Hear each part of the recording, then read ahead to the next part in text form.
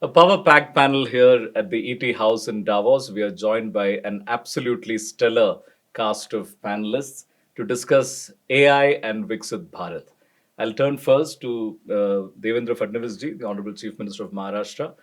Fadnavis ji, could you tell us what is your vision to enable, AI in Maharashtra? So I think, as we all know, that AI is revolutionizing all spheres of life. So is the governance getting, revolutionized by AI, and we are trying to now embed AI in entire our processes, in our governance, in our service delivery. So I think, yes, we are looking forward to use AI more and to democratize AI more. Absolutely. And how are you going to, I mean, you're a people's representative. How do you make sure AI does not remain and, available to the elites and it empowers everyone?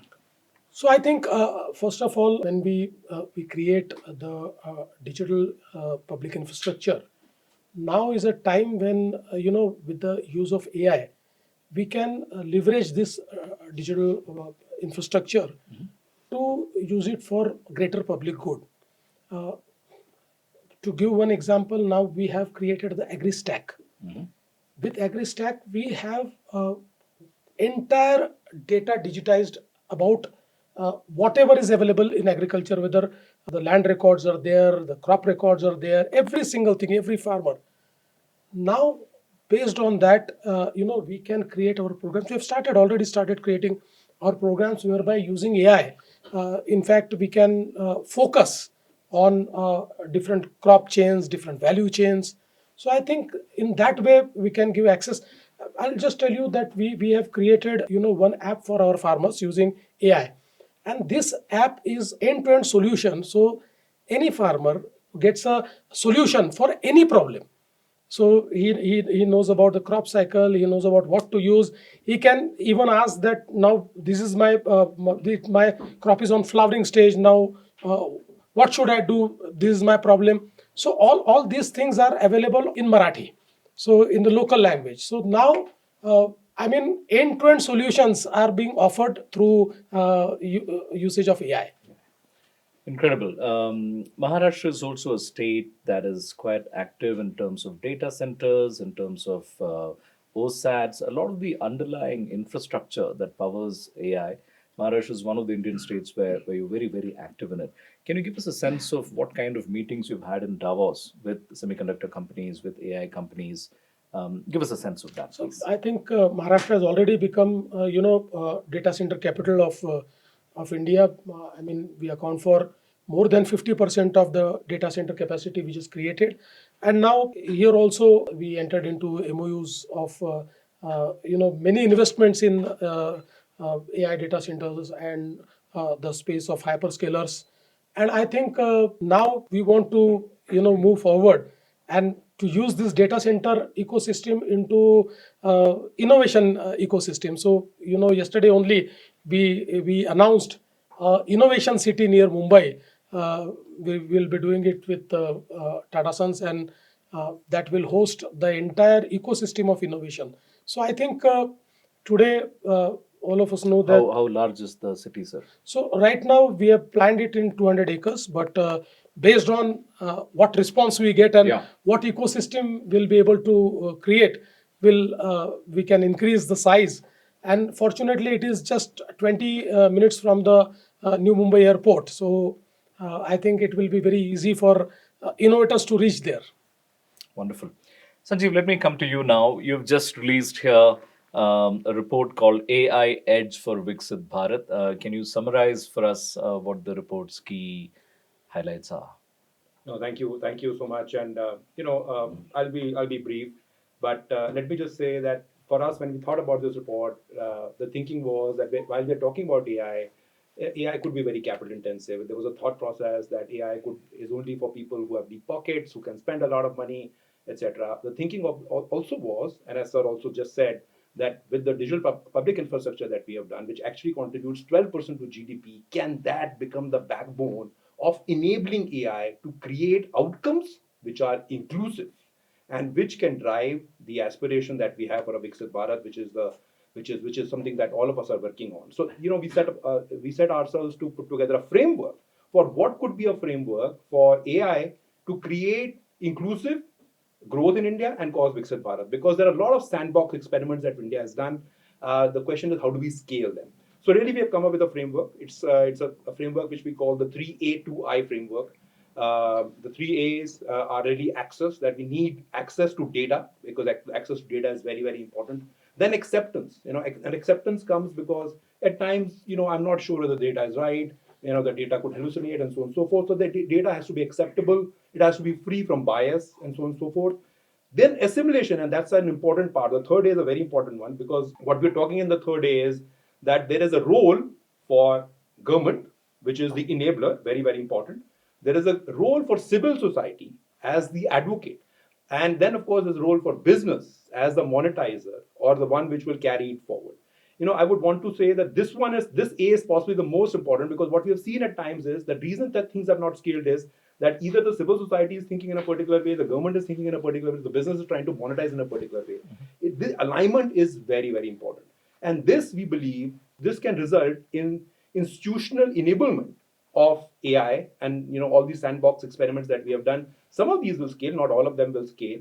And if we can focus on the 5 pillars of Viksit Bharat, which include agriculture, which include education, which include manufacturing, which include power, and we believe that if this framework is adopted by 2035, this inclusive framework of AI, which we are calling 3A2I, can actually cause $550 billion of incremental GDP growth. And that is what the AI the AI edge for Viksit Bharat really talks about. Sanjeev, I want to ask you one more question for now. As you walk along the Davos promenade, you will see AI as a theme standing out more than anything else. I mean, consulting firms like yours, technology consulting firms, technology services firms, everyone has AI stamped in a big way outside. It's not only this year, and last year, more or less, that was the case. Indian companies turn to you for advice in terms of how to you personally, as well as your firm, on how to best navigate this era, how to best find productivity out of AI tools, and so on. Can you give us a sense of what kind of real action is happening in terms of leveraging productivity, leveraging AI for productivity within Indian companies? So maybe I'll answer that in 2 ways. The first one, there are a lot of experiments happening, and there is some amount of success also. I mean, we just launched a CEO survey, which actually says that only 12% CEOs are saying that they have got both returns on the top line and the bottom line on the use of AI. And large part of that is because nobody is looking at it, to sort of revolutionize the enterprise. They're looking at, using AI to either cause some process efficiencies or some optimization on a particular, whether it is the interaction that they do with the employees or whether on the sales side. I think it's limited. The one thing that I would want to say, and since you're talking about Davos this year, and I can just want to compare it with Davos last year, I think there is this whole focus on the human element of it. And since you talked about advising people and others, I can only say that the best benefits of AI can come when leaders, including all of us, right, are setting the right tone at the top, because change management, because AI will change things. The technology will change things, whether it is process flows, whether it's the way we do things, etc. How do we get people to embrace that change is, I think, the bigger challenge than the technology itself.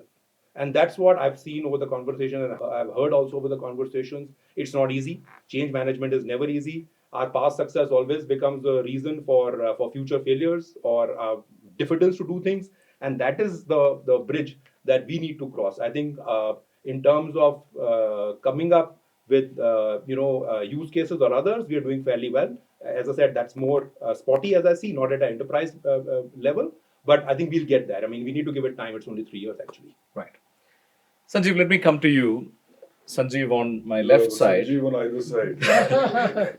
Sanjeev on my left side says that leaders need to embrace AI. Could you give us a sense of, in your own personal work and your own, your own life, give us a sense of what are the tools you're using? How are you personally using AI?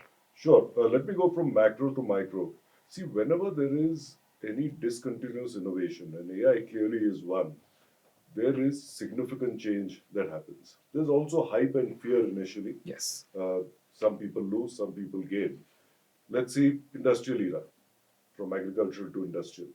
Let's look at when the first auto was created by Henry Ford. If you were a horse carriage driver, you were out of a job. Uh, Horses from transport animals became entertainment and equestrian sport animals over a period of time. But you had to get reskilled as a driver to drive a car. When steam engines moved to electricity, if you were a manufacturer of equipment of using steam, you had to convert yourself towards electricity.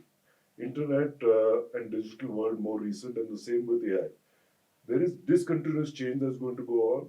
You have to learn to adapt to it. But keep in mind, over these 200 years, the world has become more productive, more prosperous. Overall, things have gotten much better. 200 years ago, there was no concept of taking Saturday, Sunday off. Everybody worked all the time. You worked when you needed to. Then people started working 6 days a week, 5 days a week. Not because you didn't have work, because you became prosperous enough where you could spend the weekend on other things. And other things that you did created jobs for others to work on, like tourism, travel, etc., etc. Coming to AI, there are three stages of AI that I truly believe, and that's true with any discontinuous innovation. First is productivity. You will see significantly higher productivity. Across our financial services, some of our larger companies in the last year, already in our call centers that handle customer service queries, we are seeing a 30% improvement in productivity. So you will see tremendous amount of improvement in productivity. We do a few thousand marketing videos every year, and this is all being AI created end to end. A few thousand marketing Yes. videos every year created Yes. by AI. I'll give you an example. In Diwali last year, we do different schemes with manufacturers for televisions, mobile phones in 300,000 stores around the country. Yeah. Inventory is different in each store, so the manufacturer has different sales discounts and stuff. We would normally have an ad and display it everywhere, but that was a standard ad. We actually created an ad with a actress saying that, because we have 80 million customers on our app, we know where they stay, we know what they're buying. So we created an ad which basically said that in so and so store nearby, you have your favorite product and it's on sale and it's relevant to you. Using AI in 15 days, we customized that into almost 300,000 individual ads. Wow. Earlier, you could never do that. Forget the cost, or how would you do it earlier? When we used to do normal ads 5 years ago, it used to cost us, say, 4.5 lakh rupees for a 10-15 second ad. When we went to animations using animated characters 3 years ago, 4.5 lakhs came down to 4,500. These ads were 400 rupees an ad and a lot more customized. And So- how did they perform vis-a-vis the previous ads? Even better, because it was customized to your own Customized. requirement in your zip code.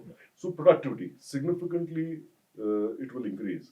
The second is effectiveness. So just better outcomes. Medical health, you'll get much better outcomes. When you think about financial outcomes, understanding customer risk, understanding fraud, so much better outcomes. And last stage will be innovation. Completely new products that we can never think of. I saw some of these products using AI in Silicon Valley when I was there a few months ago. We are thinking of AI in terms of our businesses. I saw a shawl. You wear the shawl measures how you're feeling.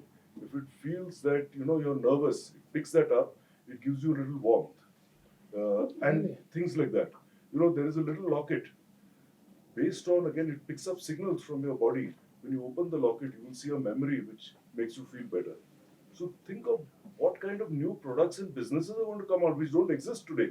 So while we think of efficiency and effectiveness, there is significant innovation that this is driving. And as I give you the example, another one, the last year, we have out of our 80 million customers on the app, 65% keep repeat buying. So they come to us for a particular loan, and we've not been able to address them right away, or they may send us an email or a text message. We have a AI bot that calls them back. Will speak in Hindi, English, or a combination. By July, we'll get to 12 languages, and will introduce itself as an AI bot. But you cannot make out that this is AI, and it will negotiate a loan with you, saying that, sir, agar aapko itna chahiye, theek, I can give you a little bit more, or मैं interest rate थोड़ा कम कर सकता हूँ if you take the loan today, and we again have human eyes making sure it's all going okay. But we are already doing, we do a lot of loans, we do 4.5 million loans a month, but we're already doing 30,000-40,000 loans end to end with the AI product. So this is very much real. Maybe adoption will be more in certain segments or industries like ours, which lends itself to data technology and AI. But across, to the examples I gave you of new products, it will impact all kinds of industry. So we are already very worried about getting calls from Bajaj Finance. Huh? Now you're saying now AI will be calling us. No, this is now when you're calling, AI is coming back, so we don't have to call you anymore.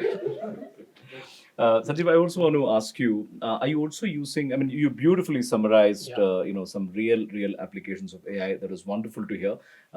Could you also tell us: are you using AI in underwriting decisions as well now?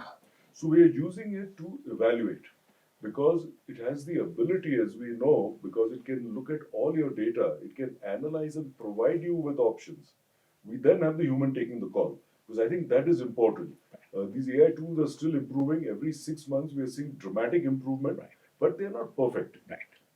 And there's a very real problem. If a human being makes a mistake, we are willing to forgive them.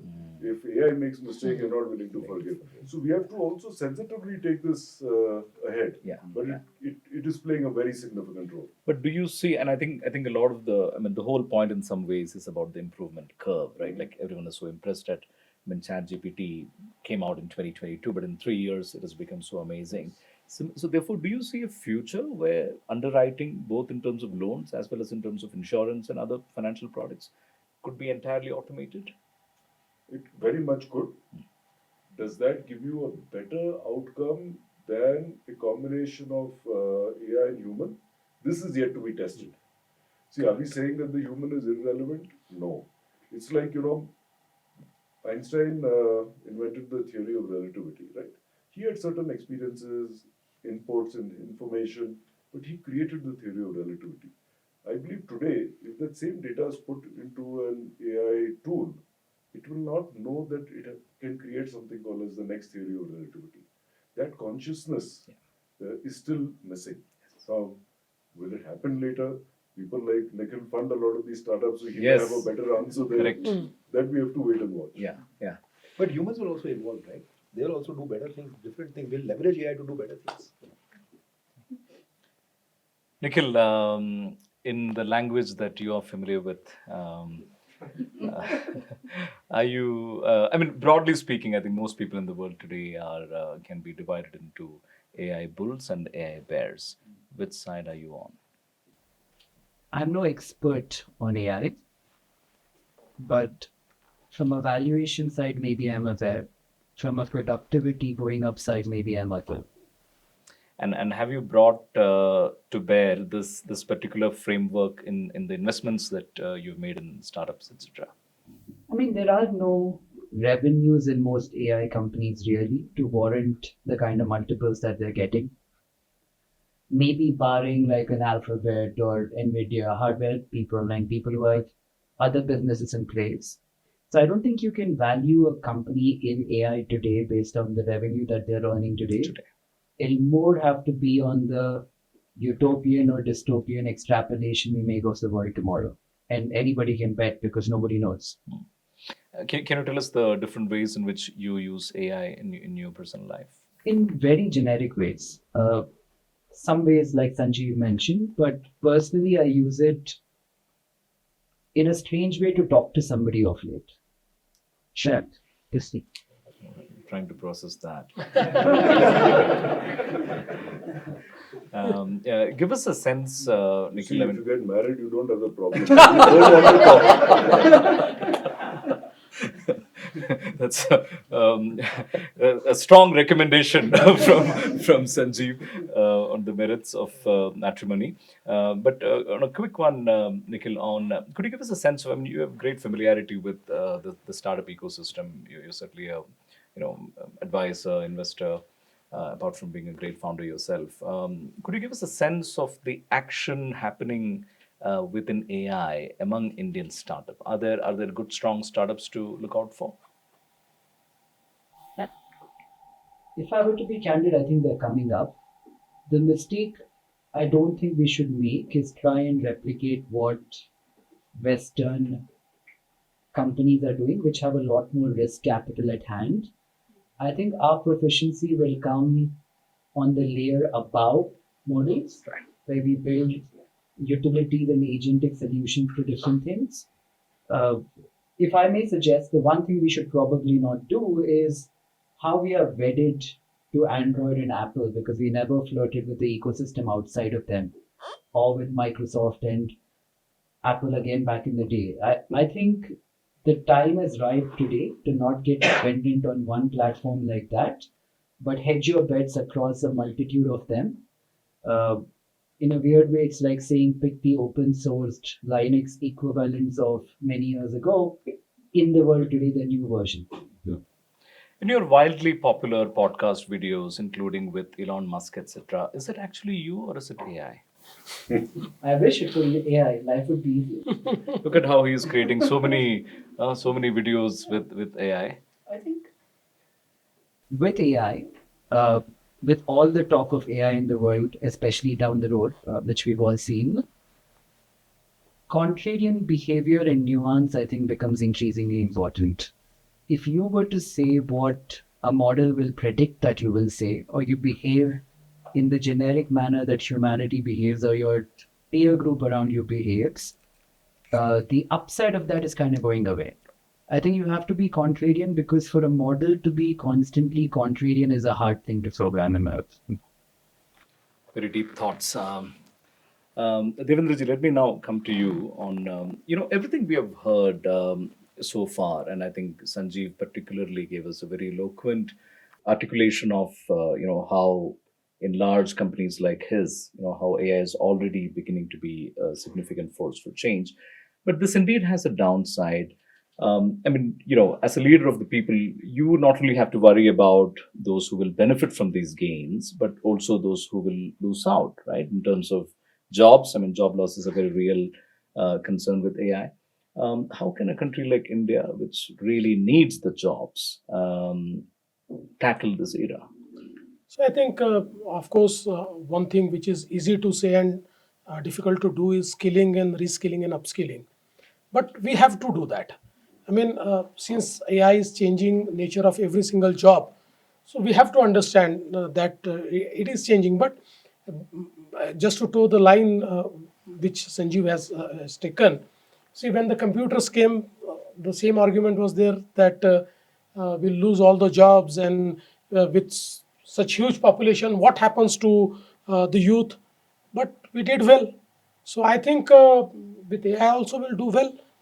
The government's job is to create an ecosystem whereby we make people job ready, and for that we'll have to be very dynamic. We'll have to create different platforms. We'll have to do a lot of collaborations, and I think that we are also trying to do. Right. So in Davos, we've been talking a lot. I mean, one of the things that's happening now with, tariffs and geopolitical rupture, as it were, the discussion is that, our country should be more self-reliant. We have a large domestic market, and that we should reform more. In India, typically what happens is every business is regulated by central government regulations as well as state government regulations. One of the commentary more recently has been that while the central government has done a lot to deregulate, and make ease of doing business better, local establishments are still affected by state laws that require sometimes a large number of licenses, even to open a shop, open a restaurant, etc. How can we do radical business reforms or radical deregulation? And can AI be leveraged to do that? See, first of all, it's absolutely right that we need to bring more ease of doing business, and after the this trade war started, and after the tariff regime started, one thing which was told to us by Honorable Prime Minister was that one way to support our businesses is to do more in bringing ease of doing business, and that in the state of Maharashtra we have started regulating at least in the last assembly session. We have cancelled at least 17 laws which were prevalent for a long time. We have engaged with a law firm which is actually looking into what regulations are really needed and what are not needed. We have also created constituted a very high level committee, and I have given them a target of doing 100 reforms in next 100 days, and these reforms are again towards ease of doing business. But having said that, yes, AI is a solution, because you see, ultimately today, let's say when we started our platform by 3 for industrial investments, now that platform becomes more reliable because of use of AI, because we know what's happening. Now we are also creating one model for PMC, whereby building plan approvals is something which is a problem for many people. Now this AI enabled platform will be available to people 24/7, and with LLM, the entire development plan and the development control rules will be part of that platform. So anybody, any architect can actually, upload their building plans, and it will tell what is right and what is not right.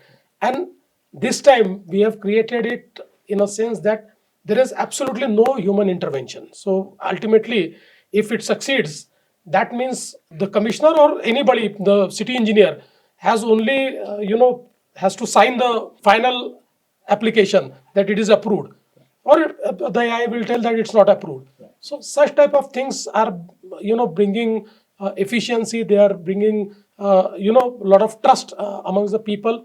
And recently at Davos, I was part of one panel where ministers of 9 countries were part of that panel, and it was regarding DPI and again using next gen applications. And one thing struck to me, the minister from UAE, he said, our next target is zero bureaucracy.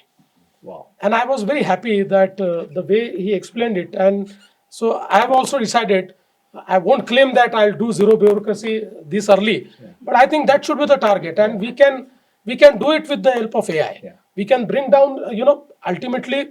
Now in Maharashtra also, we did a lot of business process re-engineering, and we brought down many permission regimes, and the flow of file that used to go to 20 people now goes to 4 people. But if we leverage AI, that becomes absolutely predictable, that becomes absolutely efficient, and I think by that we can bring down the entire bureaucracy. Right. Sanjeev, I want to come to you on some of the international best practices. When you run, at least to my mind, what must be one of the most productive firms in the world in terms of, and I mean, the value that has been created over the last decade and a half in your group is incredible. The scale at which you make lending decisions, execute it, all really really up there. But when you look at your contemporaries and counterparts in other geographies and so on, have you found something that you felt, my God, that's a tremendous application, we need to emulate it, especially something that leverages AI? So before I get to that, and no, we are nowhere near as productive as we can be. We've had a great run, but we go to work every day saying it's day one, like what Jeff Bezos says. But to Devendraji, I will tell him, see, I'll never tell him anything about politics because he's the expert, I am nobody there. But and see, you want to minimize unnecessary bureaucracy, not bureaucrats. Yeah, You're not bureaucracy. taking those Yeah. jobs away. I would say what you can easily do with AI even today, you may not get a perfect solution, but it's worth a try, is take all your laws and rules of say a particular sector, whether vertical or horizontal, put it into an AI tool. Say, my objective is economic prosperity, inclusion, higher efficiency, and I have these 10 guardrails that you must be cautious about. Absolutely. Environment, rule of law. You Or- that the yeah. state can decide, right? Correct. And please come up with a set of rules that are required. It will be interesting to see what the output is. Absolutely. And then the government can decide what of that to use and what not. But you get a tool to, without any bias, without any historical baggage, Yeah. to tell you what it thinks is theoretically okay. So that's just one small suggestion. Can I just interrupt? Yes, yes. I'll tell you this is a very interesting thing, that government comes out with GRs, this government orders, and over a time period you have 100,000 GRs, and every department there are tens and thousands of GR which contradict each other. So we ran this GR through AI tool, and very interesting things came up. And I think using a AI tool, we can actually zero down what is contradictory in the GRs, and we could come out with one single GR. So as he's rightly telling that it's absolutely possible to do something like that. Important thing to note is he's already using AI, but he wants to stay competitive. He's not giving all the secrets for other states to hear. But coming to your question, see, over the last 15 years, what we have done is every year or two, we benchmark what we think is amongst the best companies in the world. Initially, it used to be in our sector. Now, last 7 or 8 years, we've gone beyond that. And we have a team from our companies that strip down everything that they're doing through publicly available information. There is enough that is available out there. And then we see what can we learn and how can we improve. And our companies take that up when we do our 5-year annual strategy meets to use that knowledge. They will say, this is what we have learned from this company, this is how we think we can apply it, and this is a project we are creating for that. And over the years, I remember we in 2008 or 9 benchmarked HDFC Bank. We were just starting off at that time, and that was the top bank in the country and doing very well. But since then, we have benchmarked Amazon. For example, today on our app, as I said, we have 80 million customers. If you see our app and if you see the Amazon store in India, it looks very similar. Because people are used to buying from there. Yes. So if they look at us for our financial products and it's a familiar layout, you're able to do that. Or for example, if you on Netflix you watched a few shows and movies, how nicely it recommends the next set of movies which you've never heard about or shows, but which is apt. How do we use that now and we build that into our app? How do you recommend the next set of loans or investment products or insurance products to our customers as we get to know more and more about them and their requirements? On again Amazon, there is an option to use an AI tool called Rufus. Yes. And I was just with the Amazon CEO before coming in, that's why I got late. We are developing. Stop name dropping, Sanjeev. That's one of the Davos things. But we are developing our own version of that for our app because as people get used to more the AI format, which is just a window, you're asking questions, giving you the answers, the entire way in which today's apps work, the entire UI is going to change. So we work with the top companies and we benchmark the top companies. We benchmarked Starbucks a few years ago. They came under, of course, some criticism for other stuff recently. But the entire rewards. If you talk to your kids that go and buy coffee for 400 rupees instead of for 50 rupees like we would, the kind of rewards and points they get in the Starbucks app makes them go and buy the next and buy the next. So how do we build so we have a rewards framework in our own app. We benchmark them. So there is enough to learn from the world as long as you always are in a learning mode. Nikhil, I want to come to you about, we tend to ask about, policy questions to chief ministers and, more senior people. But I want to get a sense from you about what do you think of the, business friendliness today in India? And are there avenues for digital governance or AI, etc., to help improve things? I think it's getting better.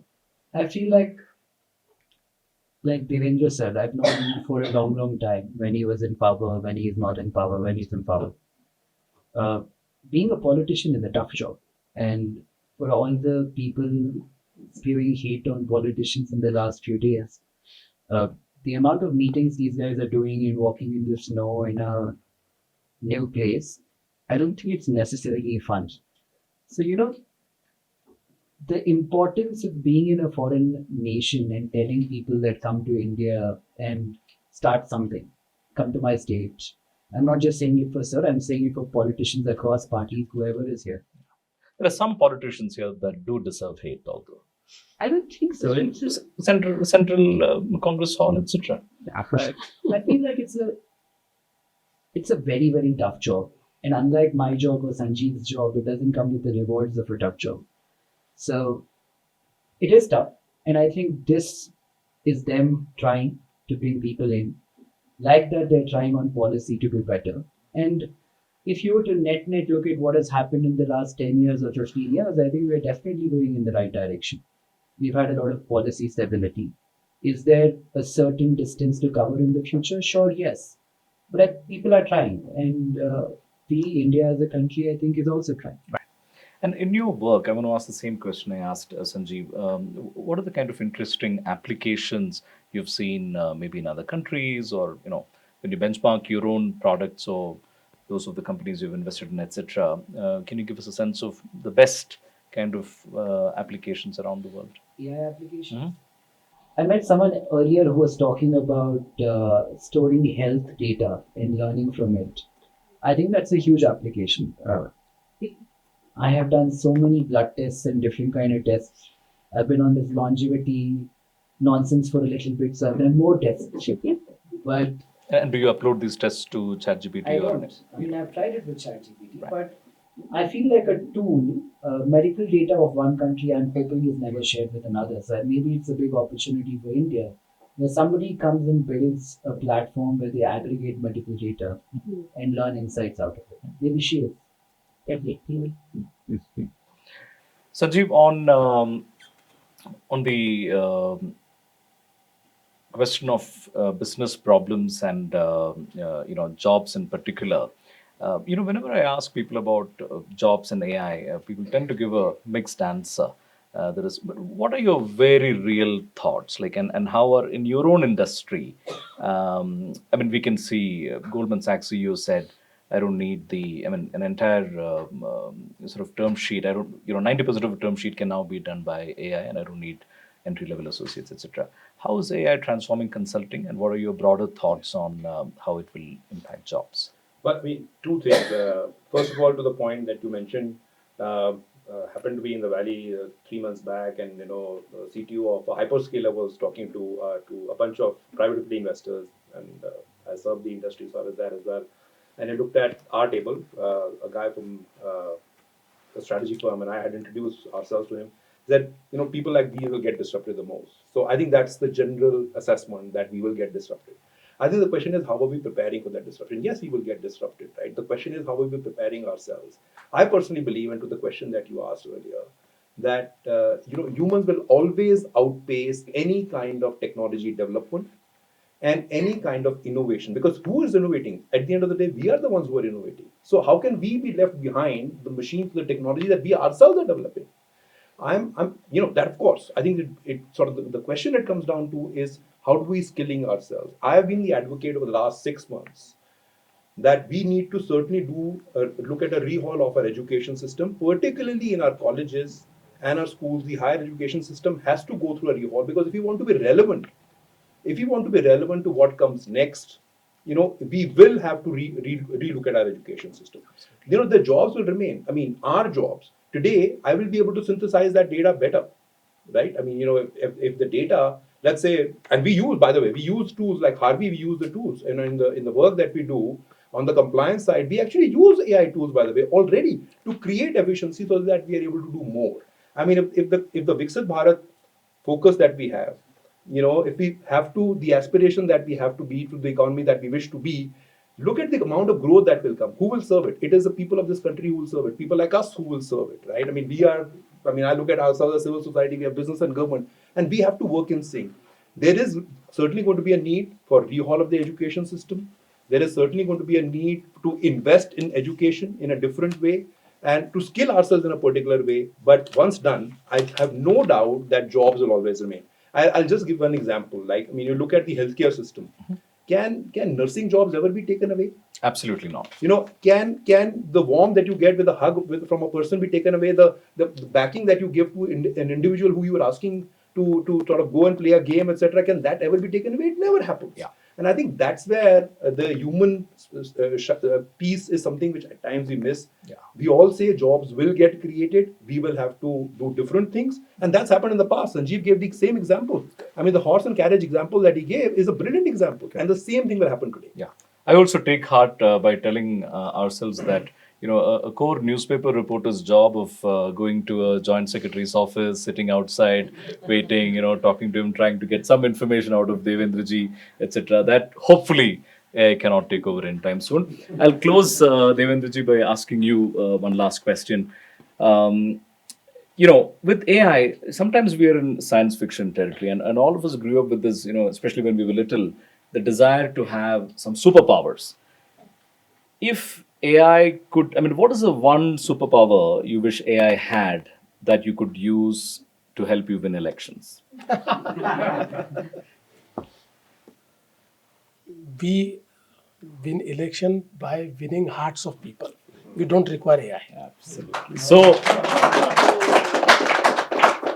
So well said, and such a wonderful note to end the panel on AI, because ultimately there is no replacement, as Sanjeev also said, and Devendraji put so beautifully, to that final human touch that can tug at your heartstrings, that can evoke emotions. And Sanjeev said so beautifully how he's leveraging AI also to do exactly that. Thank you to all of our panelists for joining this discussion. Thank you.